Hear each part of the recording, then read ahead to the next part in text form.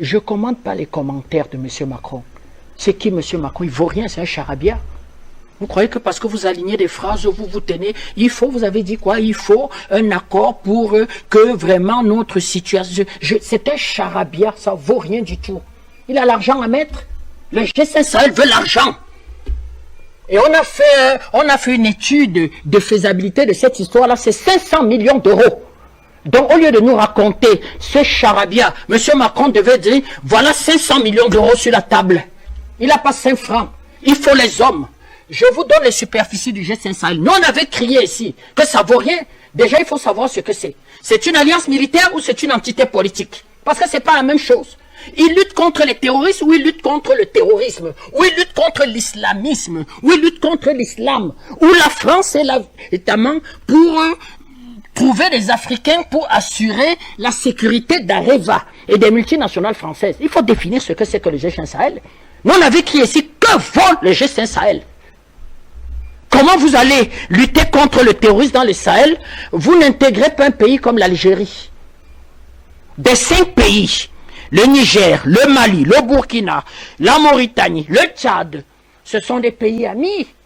Ce sont des pays qui font ce qu'ils peuvent.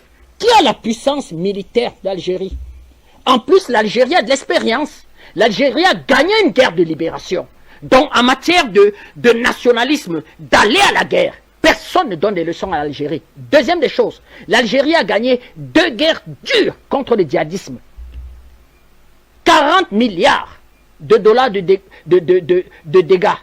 Pratiquement, on parle de 50 000 morts. L'Algérie. Les généraux algériens, le peuple algérien. Donc, en matière de robustesse, dans la lutte contre le terrorisme dans le Sahel, excusez-moi, on se réfère quand même à Alger. Et tous ces petits voyous que Paris dit combattre, la moitié sont les anciens vétérans de la guerre d'Algérie. Parce que M. Bouteflika, avant de passer ce qu'on va appeler la loi de concorde civile en référendum, il va dire une fois que cette loi passe, ceux qui ne sont pas tenus de la respecter sur le territoire algérien partent. Certains djihadistes sont partis. Nous n'allons rien faire contre vous, à une condition, ne pas s'attaquer aux intérêts vitaux d'Alger. Donc il y a eu comme un great agreement avec ces terroristes. Donc nous avons dit ici, je vous donne les superficies des États du G5 Sahel. Le Mali, c'est 1 241 000 km². Le Niger, c'est 1 030 000 km². La Mauritanie, c'est 1 267 000 km². Le Tchad, c'est 1 284 000 km². Le Burkina Faso, c'est 274 000 km², le plus petit. Rien que si vous prenez les 4 pays, ça veut dire Mali, Mauritanie, et Niger, Tchad, vous êtes pratiquement à 4 700 000 km². C'est 2000 légionnaires français. C'est une armée de 700 000 hommes. 800 000 hommes. C'est 3 milliards de dollars en matériel. Mais en Ukraine, vous savez à combien sont déjà les États-Unis en termes d'aide militaire sur le clown de Zelensky? 4 milliards 800 000 dollars. L'Union européenne vient de faire une collecte via la Grande-Bretagne. 10 milliards 400 000 euros pour le Fingon Tralala version Ukraine. Un clown qu'on va ramasser sur des plateaux de cirque. On en fera un chef d'État. Puis par les services secrets américains. Ils en sont à les 10 milliards d'euros collectés en Europe, les 4 milliards de dollars, 14 milliards.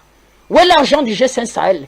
Il lutte contre le terrorisme. Et on avait dit aux États africains que, mais, asseyez-vous. C'est-à-dire que Nigériens, Maliens, Burkinabés, Mauritaniens, asseyez-vous, mettez sur pied une alliance militaire, allez sur les marchés, levez de l'argent.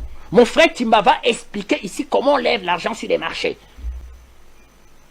Ils ont des atouts, ils ont des valeurs, ils ont des ressources. Allez lever l'argent sur les marchés. Rapprochez-vous même de l'alliance militaire, de la CEAC ici, qui avait été inspirée par le patriarche président Paul Biya. Et on voit comment ensemble, on peut avoir une coopération militaire. Ici, nous, on a commencé avec 50 milliards de francs CFA. 50 milliards de francs CFA. Le président a inspiré la réunion. Eh bien, le Nigeria a dit, je suis d'accord. Le Tchad a dit, je suis d'accord. Le chef de l'État a dit, on n'a pas d'argent. Eh bien, que les États font ce qu'ils peuvent faire. 50 milliards étaient sur la table. La semaine suivante, on avait l'état-major. La semaine suivante, on avait mis la logistique en Djamena. Les troupes étaient sur le terrain et on allait au taquet. Boko Haram aujourd'hui est réduit à voler les marmites de Mille et de Kelen, madame. On a soigné Boko Haram, nos armées. Et madame Roblochon qui était ici, jouait la starlette en nous expliquant que ouais, j'irai au conseil de sécurité et je verrai dans quelle mesure on va lever les fonds. Et tout, on lui a dit on n'a pas besoin. Ben, on avait demandé à nos amis de la CEDEAO de s'inspirer pareil. Feu Maréchal Déby, qu'est-ce qu'il dira à Paris? Qu'on nous traîne partout, on nous trimballe, ils vont à Bruxelles, ils vont à Paris, on va lancer des collectes, blablabla, on va les trimballer. Résultat des courses, pas 5 francs. Il dira en plus que nous avons les hommes. On dira à Paris, on ne veut pas Barkhane, on veut pas, non, ils n'ont pas le niveau. Donnez les moyens. Je vous ai dit, ils ont levé 14 milliards d'euros, l'équivalent à peu près du dollar. Si on se dit qu'un dollar vaut 1 euro, en gros, on est dans un débat. 14 milliards d'euros et 14 milliards de dollars. Ils l'ont levé à M. Zelensky. Et alors, ici. Donc vous voyez, madame, nous disons à ces pays du G5, si vous voulez continuer d'amuser la galerie, eh bien ce sommet aura lieu pourquoi? Je donne rapidement 3 exemples. Bamako et Paris se disent plus bonjour. C'est Paris qui, au sein de la CEDEAO, a créé un nouvel espace. Je vous ai dit, Paris veut contrôler 4,8 millions de kilomètres carrés. Vous savez ce qu'en termes de valeur, il y a dans le sous-sol de 4,8 millions de kilomètres carrés de ces territoires? Donc, au sein de la CEDEAO, Paris crée un nouvel espace géopolitique qu'il contrôle, une nouvelle instance politique et parade. Monsieur Macron parade, parce qu'il veut se donner une envergure internationale. Il a quel moyen même politique? Il a quel moyen militaire, diplomatique pour parler en Afrique et vouloir être le patron de 4,8 millions de kilomètres carrés. Nous disons à nos amis de la CEDEAO, si vous continuez à faire ce cirque-là, vraiment, nous on avait dit, madame, que ces débats, on ne les fait plus. On les fait aujourd'hui parce qu'il faut bien les faire. C'est une instance de pacotille, elle n'a plus de raison d'être. Tu as un allié militaire comme la Russie. Parlons-en un peu du Mali. Un allié militaire solide, coriace, comme la Russie. Tu es en train de rééquiper tes troupes. Chaque jour, ils se réinstallent sur le territoire. Mais qu'est-ce qu'il te manque? Mais fais une alliance directe, claire, avec des partenaires qui ont la même vision que toi, la même philosophie que toi, et tu vas à la lutte de ces bandits de grand chemin qu'on appelle terroristes. Et qu'est-ce que vous êtes à attendre d'un sommet? Rêvons un instant. Monsieur Goïta sera nommé président du G5 Sahel. Et alors? Ça ajoutera quoi au Mali? Ça ajoutera quoi à sa politique? Ça empêchera Paris de demander à la CEDEAO et à la Banque mondiale. Je viens de voir une dépêche. La Banque mondiale explique qu'il risque de cesser ses décaissements au Mali parce que le Mali ne respecte plus ses conditions de paiement. C'est Paris. La Banque mondiale. Donc, tu as un partenaire avec qui vous êtes dans une alliance militaire, mais qui t'étrangle, qui t'égorge. Et on nous parle encore de cette histoire de pacotille. Le G5 Sahel est mort depuis. D'ailleurs, Alger rigole. Alger dit, allez faire vos réunions, je vous attends ici. Alger rigole. Donc, il faut arrêter ça, madame. C'est les singeries africaines. C'est une merde. La France a sabordé cette histoire. Elle n'a pas la même définition que vous du G5 Sahel. Je vous lis la définition de la France du G5 Sahel. Parce que mon frère Timba vient de donner du conseil. C'est gratuit, lui il le donne gratuitement. Comment on paye ça? Nous on ne parle plus du G5 Sahel, madame. Il vient de donner du conseil. Voilà la définition de la France. Le G5 Sahel est un cadre institutionnel de coordination créé par 5 États de la région. Donc la France estime qu'elle n'est pas dans le G5 Sahel. C'est un cadre institutionnel de coordination. Je vous donne les missions du G5 Sahel. Il a pour but de coordonner et inciter à des politiques de développement et de sécurité dans la région. C'est vous qui me dites qu'il faut lutter contre le terrorisme dans le G5 Sahel. Voilà le G5 Sahel. Vous devez inciter les politiques de développement et de sécurité dans la région. C'est la même définition du G5 Sahel qu'a le général Marmat. C'est la même qu'a M. Goïta. Mais nous devenons la farce du monde. Les Africains devraient avoir honte. Nos singeries ne font plus rire personne. Même quand on a des partenaires comme la Russie, ils doivent venir trouver des pays sérieux, des armées organisées, des gens patriotes. On ne va pas venir trouver des gens qui s'amusent. La CEDEAO, madame, c'est 700 milliards de dollars de produits intérieurs bruts. Le Nigeria, à lui seul, c'est 450 milliards de dollars. Le Maroc vient d'intégrer la CEDEAO. Le Maroc, c'est dans les 120 milliards de dollars. Vous pouvez pas lever 20 milliards sur le marché? Mais vous avez un problème. Vous comptez sur Paris. Les réunions sont à Paris. Quand c'est pas à Paris, c'est à Bruxelles. Quand c'est pas à Bruxelles, c'est à Paris. On vous reçoit, on bavarde, on fait des promesses. Il était question que chaque État puisse donner 20 millions d'euros. Côte part. 5 États, 100 millions d'euros. L'Arabie Saoudite, comme l'a dit mon grand frère Luc Michel, a donné 100 millions d'euros. Théoriquement, devrait déjà y avoir 200 millions d'euros. Les experts avaient estimé pour lancer l'opération 500 millions d'euros. Ben, il manquait 300 millions d'euros. Même les Dangote, les Papa Kadji, ce patronat patriote africain, on aurait dit vraiment, chers patriotes, il y a 300 millions d'euros. Ils auraient trouvé les difficultés à lever 300 millions d'euros. Nous ne voulons plus nous inscrire dans ce genre de singerie. Commenter ces histoires devient un problème. Je vous donne la définition du G5 Sahel. Enfin, madame, monsieur Timba parle de 5 millions de kilomètres carrés. Comment vous faites un G5 Sahel, vous n'intégrez pas une instance comme le Nigeria? Vous avez la CEDEAO. Cette CEDEAO même est née sous de mauvais auspices. La France perd la guerre du Biafra, mais elle est intéressée par le vaste marché du Nigeria. Vous savez ce qu'elle fait? Elle peut voir, et il y a des pères, anciens cuistots dans l'armée française. Elle lui demande d'aller signer un accord de coopération économique avec Yakubu Gowon, qui lui vient de gagner sa guerre de libération et vient de mettre fin à une campagne terroriste organisée par la France dans la région du Biafra. C'est comme ça qu'ils mettent les jalons et en 1975, les accords de Kano font naître cette histoire de CEDEAO. Par un seul instant, à l'intérieur, on y met un volet défense de l'espace. Qu'est-ce qu'on construit quand il n'y a même pas de politique de défense de l'espace? Il a fallu attendre le général Babangida au début des années 93 pour mettre les Comores et dire sur lui, je suis quand même le grand Nigérien de cette histoire. Il faut régler le problème du Libéria. Et cette histoire de problème Libéria va vampiriser la CEDEAO. C'est la crise au Libéria qui va créer la crise dans Sierra Leone, qui va interférer de façon négative dans la crise ivoirienne, qui va envenimer la CEDEAO. Où ont été les véritables réponses? Donc vraiment, ça devient un siècle. Il faut que le Mali sorte de cette histoire rapidement, vous dire, parce que c'est une distraction pour les autorités de Bamako. Ils sont, en ce moment, ils ont affaire au Fonds monétaire international. Hein. Chaque mois, M. Goïta doit faire une quadruple réflexion pour payer ses militaires et payer ses fonctionnaires. Il est en train de mettre un accord militaire qui marche. Le peuple malien est derrière lui. Il est en train de voir dans quelle mesure libérer son pays. Il a de potentiels alliés. Je chute. Mais nous aussi dans la CEMAC, on ne voit pas les officiels maliens. Je l'ai toujours dit, Une visite de courtoisie de M. Diop. Ici dans la CEMAC, vous savez dans la CEMAC, c'est des gens qui ont 40 ans de pouvoir. Ça gêne certains, c'est leur problème. Donc ils ont un peu d'expérience. Ils ont vécu tous les coups d'État, ils ont vécu tous les campagnes de déstabilisation, ils ont tous eu des mouvements sécessionnistes, tous ont ce que vit la CEDEAO là, tous l'ont vécu aussi. Donc ils ont un peu d'expérience dans ces choses-là. Donc, on aimerait voir le ministre des Affaires étrangères du Mali, le ministre de la Défense du Mali, venir ici avec l'état-major de la force multinationale MUS, entrer dans un véritable cadre de concertation. Sans Paris. Sans Paris.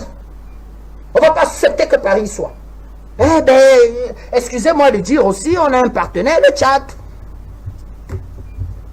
On se pose des questions sur la posture. On s'y pose beaucoup de questions. Beaucoup de questions. Donc voilà, madame, ce que nous pouvons dire là-dessus. Donc si un espace comme la CEDEAO, qui pèse 650 milliards de dollars, qui est la 20e économie du monde, ne peut pas sur les marchés lever 1 milliard de dollars pour financer, une force de lutte contre le djihadisme de ses propres enfants, eh bien qu'elle n'existe plus. Ça vaut, on l'a dit ici.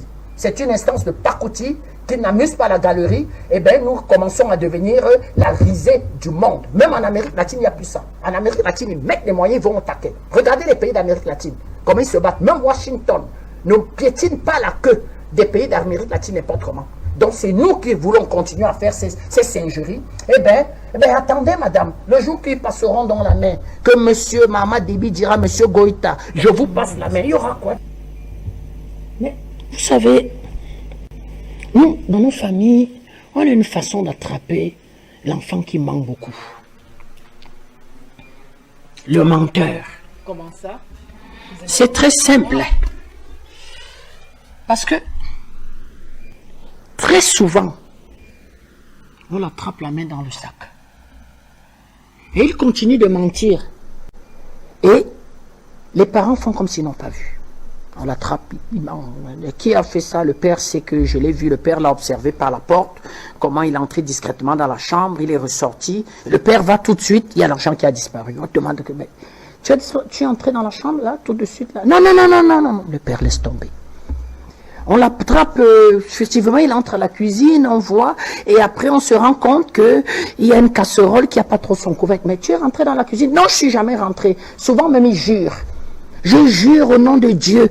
On laisse faire. Première des choses, nous on l'avait dit au peuple malien, qu'attendez voir une guerre. Ils ont demandé au Conseil de sécurité qu'il y ait une enquête internationale, double veto. C'était quoi l'enquête internationale? C'était venir faire du Mali ce qu'ils ont fait en Libye, et en Côte d'Ivoire. La Russie ont bloqué cette demande. Double veto. C'est pour ça que le jour que le Mali va revenir en arrière, c'est-à-dire que va négliger sa relation avec la Russie et la Chine et repartir vers l'Europe quand ils vont sourire comme ça, on vous aime beaucoup. On détruira le Mali comme on a détruit la Libye. Ça a été l'erreur du colonel Kadhafi. Si le colonel Kadhafi avait renforcé sa coopération militaire avec la Russie, je dis renforcé, au point à Benghazi d'y mettre des bateaux patrouilleurs de l'armée russe, on n'est pas sûr que la situation aurait été ce qu'il a vécu. C'est parce qu'à un moment donné, on lui a expliqué que mais vous êtes un grand démocrate. Il est même arrivé au champ de marche avec sa tante. Il a planté sa tante. Il a fait ce qu'il a pu faire. Sarkozy s'y est plié. Et quand les Russes l'appelaient au téléphone, l'histoire raconte qu'il ne les prenait pas rapidement au téléphone. Il préférait prendre d'abord M. Sarkozy au téléphone.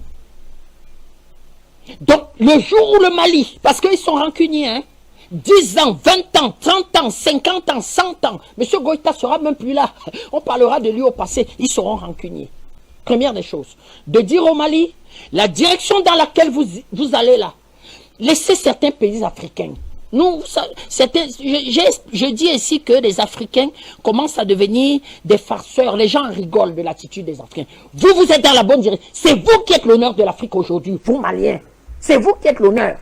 Laissez les autres Africains aller faire des sommets de gouvernement à Paris. Les monsieur Bazoum aller à Paris dire je suis un chef d'État. Il découvre qu'il est chef d'État à Paris. Je suis chef d'État, monsieur Bazoum. Laissez monsieur Bazoum. Le jour où madame Capel, on va faire une émission ici, vous direz monsieur Tatsinda, que se passe-t-il autour de la présidente du Niger? Je vais vous demander mais qu'est-ce que vous voulez? Vous êtes surprise qu'il s'y passe quelque chose? Donc laissez monsieur Bazoum faire sa vie. Il sait sur quoi il compte. Première des choses, Malien. Deuxième des choses, ça s'adresse à tous ceux qui sont aujourd'hui en accord militaire avec la Russie. Et dit qu'on vous a l'œil, même mon propre pays, le Cameroun. On va créer des charniers chez vous. On ira tenter de chercher une résolution du Conseil de sécurité pour enquêter. Un mercenaire comme le procureur de la CPI viendra et il faudra que les responsables répondent. Vous savez qui est le responsable? Ils estiment que c'est les chefs d'État parce qu'ils sont les chefs d'État-major des armées. Donc, un chef d'État répond de son armée. Troisième des choses, sauf que dans cette histoire, il y a quelque chose. Moi, je vais essayer de, M. Timba, de savoir qui ment dans cette histoire. C'est qu'il y a un pays où ces actions et nos guerres d'indépendance et de libération ont créé avec ce partenaire toujours des génocides. Première des choses.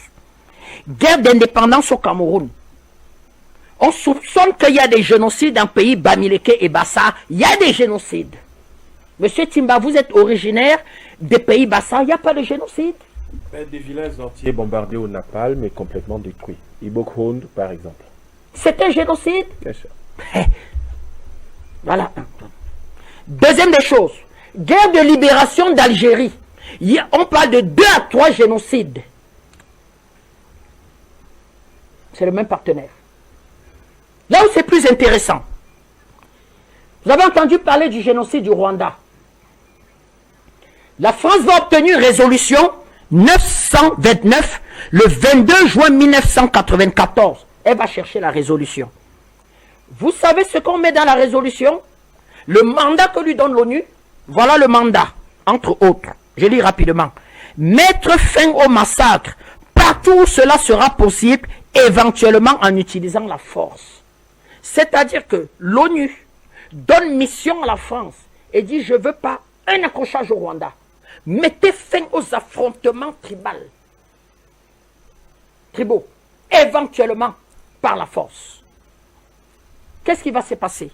Elle entre en action du 22 juin 1994 au 21 août 1994. L'armée française est sur le terrain. Opération turquoise. Monsieur Edouard Balladur vient de gagner les élections. Il est Premier ministre en France. Monsieur François Lothar est ministre de la Défense.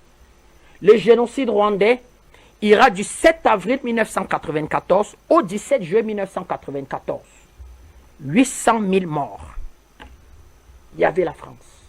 Cette fois-ci, ce n'est pas... On a vu image. Ils y étaient avec le mandat de l'ONU. 800 000 morts. Pourquoi vous voulez que je chute? Ça vous gêne? Nous aussi, nous allons... Oui, je chute rapidement. On reviendra dessus demain. Demain, c'est dimanche. On revient dessus demain. Ne vous inquiétez pas. On reviendra dessus demain. Elle y est mots. avec 2500 hommes, madame. Et dans cette histoire, il y a des plaintes contre la France. Pourquoi? Parce qu'elle va justement aller encourager et soutenir les génocidaires. Monsieur Lyotard a été mis en examen, l'ancien ministre de la Défense. Quand je fais donc ça, dans cette histoire, qui ment? Qui ment? C'est-à-dire que je rappelle sa période et notre période d'indépendance avec la France, génocide, pays Bamileke, pays Bassa. Je rappelle 2-3 génocides en Algérie. Je rappelle un génocide alors qu'elle a le mandat du Conseil de sécurité, justement pour qu'il n'y ait pas de génocide. Qui ment au Mali? La France. Elle n'y échappera pas. Nous sommes en train de lancer un appel, et je lance un appel aux Maliens. Retrouvons les noms de tous les militaires français qui ont été sur cette base. Une enquête est en cours. Hein. Tous les noms. Les femmes. Non, nous-mêmes on peut enquêter. Une enquête, c'est quoi une enquête? Nous on enquête, là j'enquête. J'enquête, là, c'est pour ça que je lance le renseignement. Quand souvent on lance comme ça, je reçois, avant minuit, je reçois, d'avoir les noms de tous les officiers français et militaires français qui ont occupé cette base. L'histoire ne fait que commencer, madame. Donc nous pouvons dire qui manque dans cette histoire. Très bientôt, je suis parfaitement d'accord avec ce qu'a dit mon ami Yam Timba, parce que c'est même pas seulement au Mali qu'on parle de massacre et de charniers. On en a parlé en RCA. On a parlé de massacre et de charniers en RCA. On parlera bientôt au Cameroun. Eux, ils sont dans une lutte à mort. Ils jouent leur existence. Peut-être c'est vous qui ne comprenez pas. Ils jouent l'Europe joue son existence, les États-Unis jouent sa suprématie.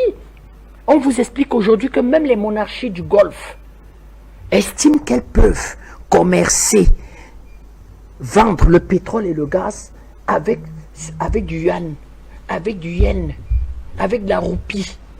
Si on avait une monnaie africaine, ou même une monnaie au sein de la CEAC solide, au sein de la CEDEAO, ben on peut échanger. Ben vous croyez ce que ça veut dire?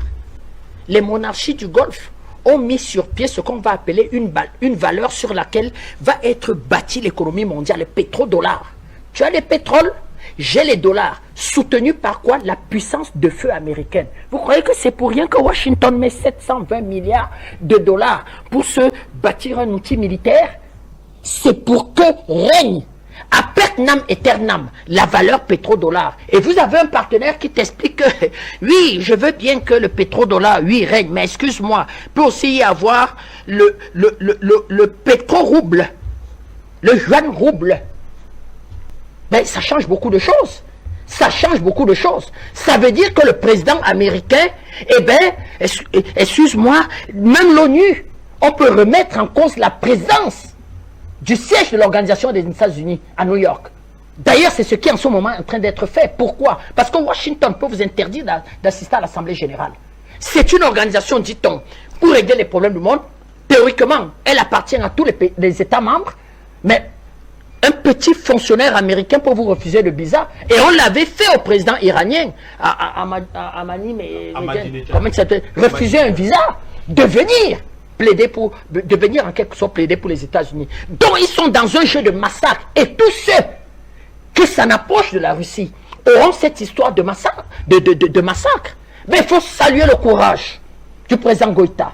Il faut saluer le courage. Oui, le Cameroun a signé. Il faut saluer le courage du patriarche président camerounais. Il faut saluer le courage du président Touadéra. Ben ouais, qui prennent position. Des gens expliquent que non, vraiment, le timing, quel timing? Le président Paul Biya doit signer un accord de coopération militaire en fonction des hérésies de Fingon Tralala d'Ukraine. Sont sérieux. Donc, nous disons dans cette histoire-là que je chute en disant qu'il y a 3 faits. Premier fait, des dépouilles en état de putréfaction avancée. C'est un fait.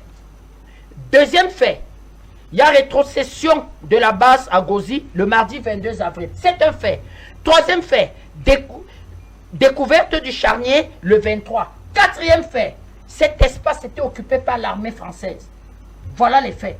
Donc là, la fin de l'histoire, madame, elle est déjà là, la fin de l'histoire. C'est-à-dire que, eh bien, l'Europe reste dindon de cette histoire, totalement déshabillée par Washington.